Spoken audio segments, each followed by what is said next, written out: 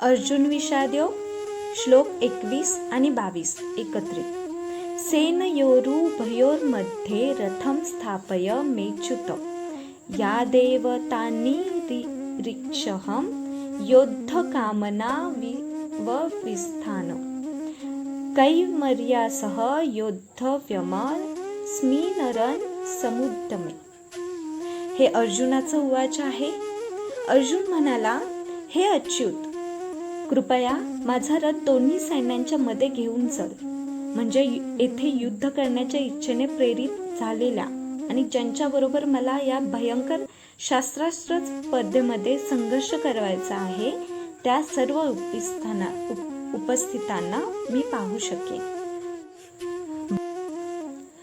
भगवंतांचा शुद्ध भक्त या नात्याने अर्जुनाला आपल्या भावंडांशी व चुलत्याशी युद्ध करायची मुळीच इच्छा नव्हती. पण दुर्योधन हट्टी असल्यामुळे आणि शांततामय वाटाघाटी करण्यास कधीच तयार नसल्यामुळे अर्जुनाला युद्धभूमितेने भाग पडले. यासाठीच युद्धभूमीवरील उपस्थित ज्येष्ठ व्यक्तींना पाहण्यास तो उत्सुक होता. रणांगणावर शांततेचा प्रयत्न करण्याचा जरी प्रश्नच नव्हता, तरी त्या व्यक्तींना पुन्हा पाहण्याची आणि एका अनावश्यक युद्धाची मागणी करण्यात ते किती कृतनिश्चयी आहेत हेही पाहण्याची त्याची इच्छा होती.